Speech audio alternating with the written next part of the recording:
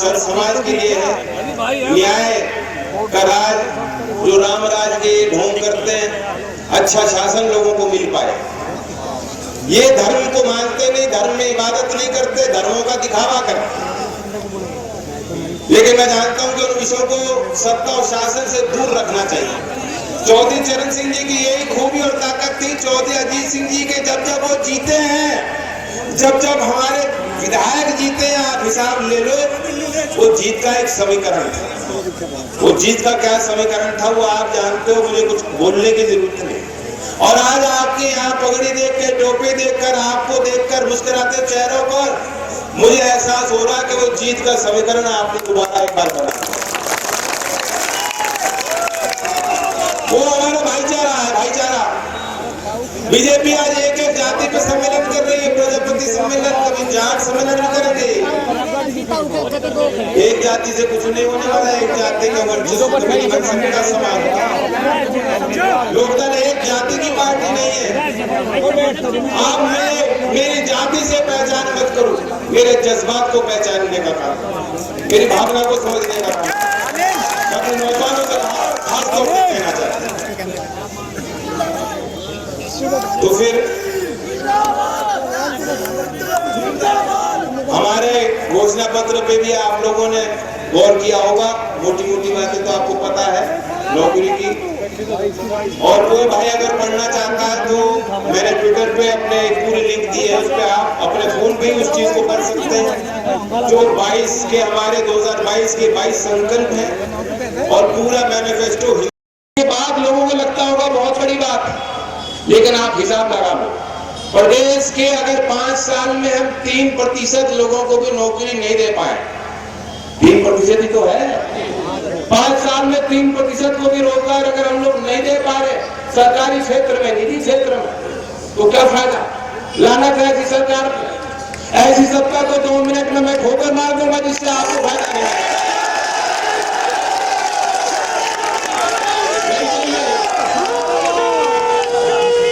मैं तो चुनाव जीत के भी देख लिया, चुनाव हार के भी देख लिया, कोई आफत नहीं आ रही,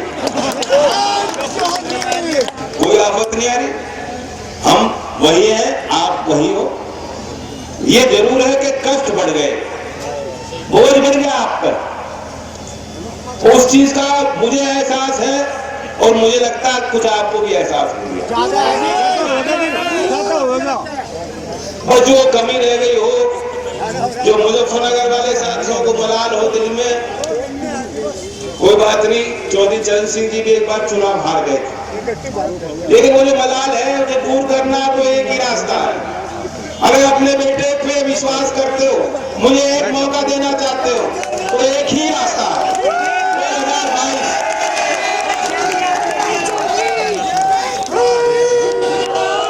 मुझे भी एहसास है हम लोगों की मजबूती क्या है, हम लोगों की कमजोरियां। हमारी मजबूती है ये नौजवान, ये हल्ला बहुत करते हैं, सभा में भी आएंगे, ट्रैक्टर लगाएंगे, झंडा लगाएंगे। क्या चाहते हो? वैसे आना तो आज ही था मुख्यमंत्री जी को।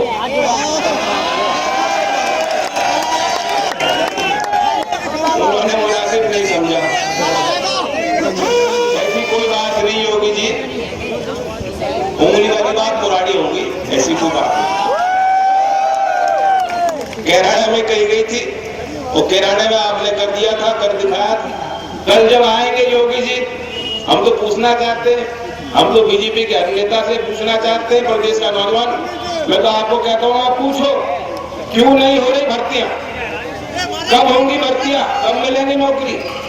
70 साल नौकरी दूंगा, 70 लाख नौकरी दूंगा 5 साल के अंदर, उन्होंने कहा, योगी जी ने कहा। आज पूरे देश को बांट दिया, 4.5 लाख नौकरी दी है। खुद कह रहे हैं कि 4.5 लाख नौकरी दी गई, 70 लाख का वादा किया। 70 लाख खत्म कर दीजिए। सारी सरकारी उपक्रम कंपनियों को बेचने में जुटे हैं, कहां से नौकरी मिलेगी? जब सरकारी नौकरी नहीं बचेगी, विभाग में भर्ती नहीं हो रही, तो क्या करोगे? आरक्षण लेके क्या करोगे जो नौकरी नहीं निकलेगी? तो इसलिए मैंने नौजवानों को बहुत बड़ा सोच समझकर वादा किया। क्या वादा है, याद है आपको? जो वंचित समाज के लोग हैं, जो गरीब तबका है, जो मजदूरी में गुजारा करते हैं, उनके बीच पूरी पार्टी के सभी जिम्मेदार लोग, जो पूर्व विधायक हैं या जो विधायक बनना चाहते हैं, जो जिला अध्यक्ष हैं, जो महासचिव हैं, और आप लोग भी अगर राजी हो तो आप भी साथ जाना। हर रविवार को उनके गांवों में जाना है, उनके बीच जाना है, उनकी समस्याओं को समझना है, उनकी रग पे हाथ रखना है, उन्हें संगठन में जिम्मेदारी देनी है। संगठन में होगी भागीदारी, सत्ता में होगी हिस्सेदारी। ये बहुजन उद्यान का नारा है। अगले रविवार 14 तारीख में मैं उम्मीद करता हूँ आप इसमें अभियान में जुड़ेंगे और हर रविवार को समय निकालें, ताकि जहां आज हमारी कमजोरी है वे कमजोरी दूर हो। ना आपके मैं पहले करंट लगाऊंगा तब टिकट।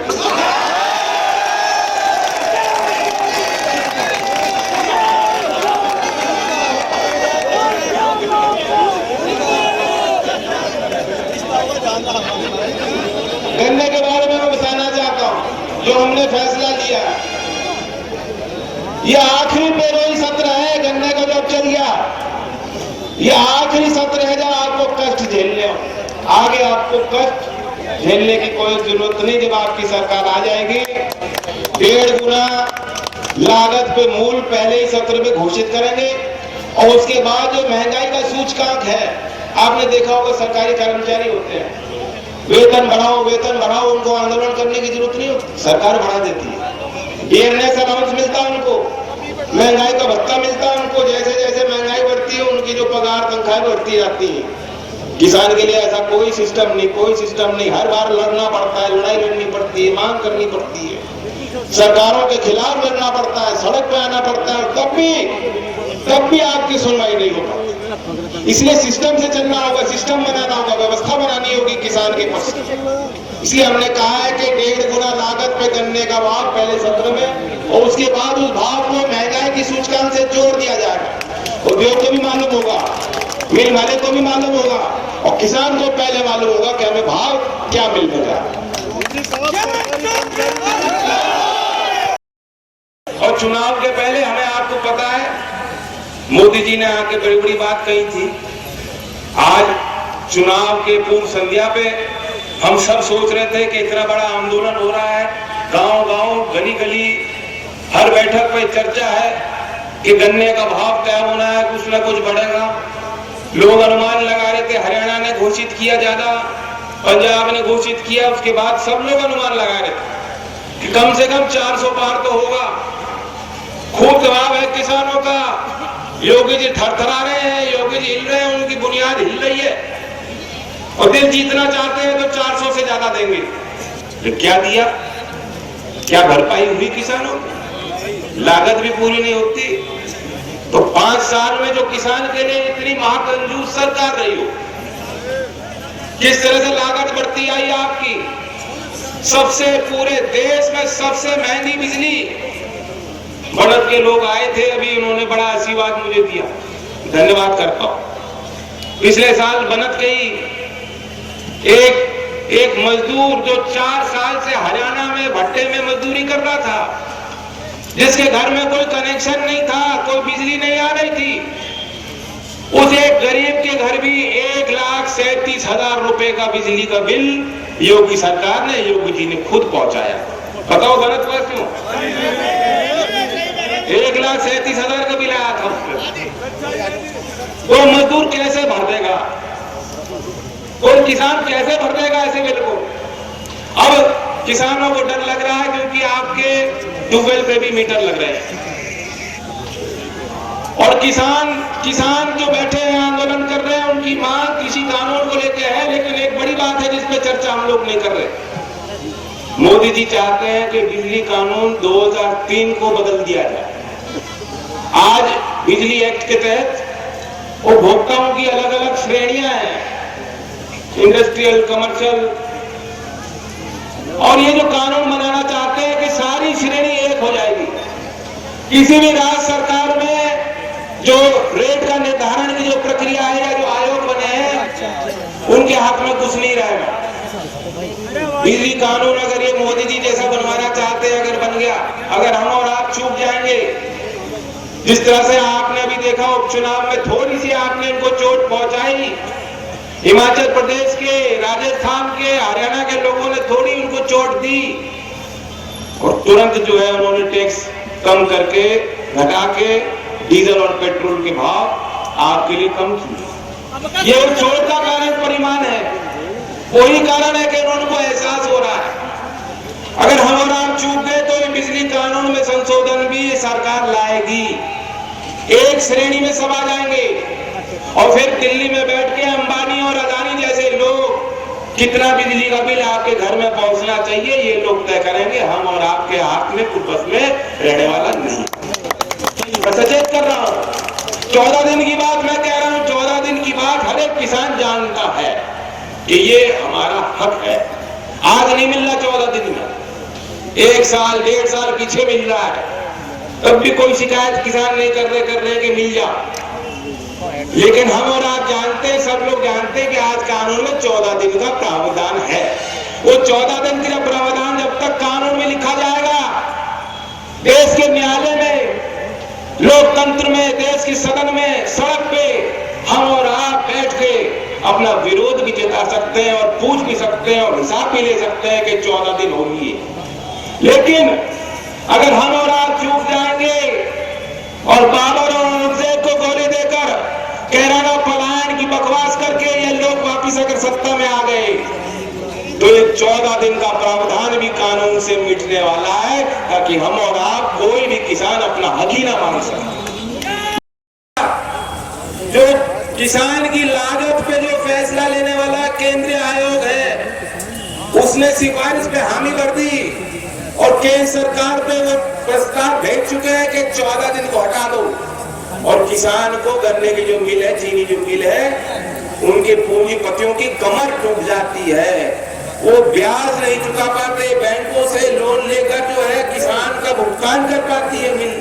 ये दलील दी है, ये दलील दी है जो आपके वकील बैठे हैं दिल्ली में, ये दलील उनको मोदी जी के आगे रखी जा रही है। अगर हम और आप चूक जाएंगे तो निश्चित तौर पे 14 दिन का आपका जो आज हक है वो हक आपसे छीन लिया जाएगा। वो कह रहे किस्तों में दो, 14 दिन की बात खत्म करो, किस्तों में दो। अगर आपने गन्ना सप्लाई कर दिया और कई किस्तों में 1 साल 2 साल 3 साल में आपको पेमेंट मिलेगा, क्या हो रहा है मुझे? बच्चों की फीस भर पाओगे, शादी में इस तरह से बैंड बाजे के साथ और शान के साथ, हालांकि मेरे विचार तो अलग है, मैं तो चाहता हूँ शादी में ये सब नहीं करो, मेरी खुद की बारात में 50-60 लोग तो ऐसा भी ऐसे ही जाते सादगी से, लेकिन आप ये बस में नहीं रहना। तो ऐसी जालिम सरकारें हैं, ऐसी व्यवस्था को बदलना है तो बहुत ही समझदारी से हमें और आपको आगे मिलकर चलना, बहुत प्रयास करने पड़ेंगे। ये सभा तो आपने बहुत अच्छी कराई है, लेकिन जितने लोग टिकट मांग रहे हैं उनको भी मैं हिदायत देता हूँ, वो चिंता मत करो। और जितने हमारे बैठे हैं कार्यकर्ता, उनको भी मैं कहता हूँ कि अपनी चाल और दुगनी तेज करो।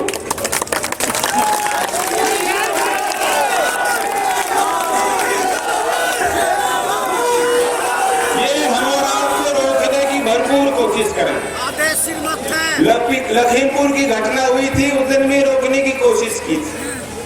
मैं बरेली गया, उसके बाद उनकी अंतिम अरदास में किसानों के उन परिवारों के बीच जाना चाहता था, वहां भी उन्होंने रोकने की कोशिश की, लेकिन रुका तो नहीं।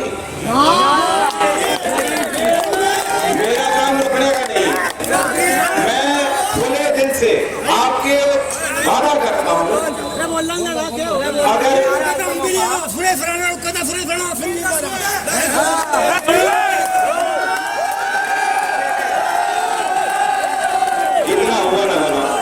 इतना हुआ ना बनाओ, जनता बैठ जाओ भाई। जिस रास्ते पे चलकर मुझे तरक्की मिलती हो या मेरी सीट बढ़ जाए या वोट बढ़ जाए, लेकिन आपका नुकसान होता हो, उस रास्ते पे मैं कभी बढ़ूंगा नहीं।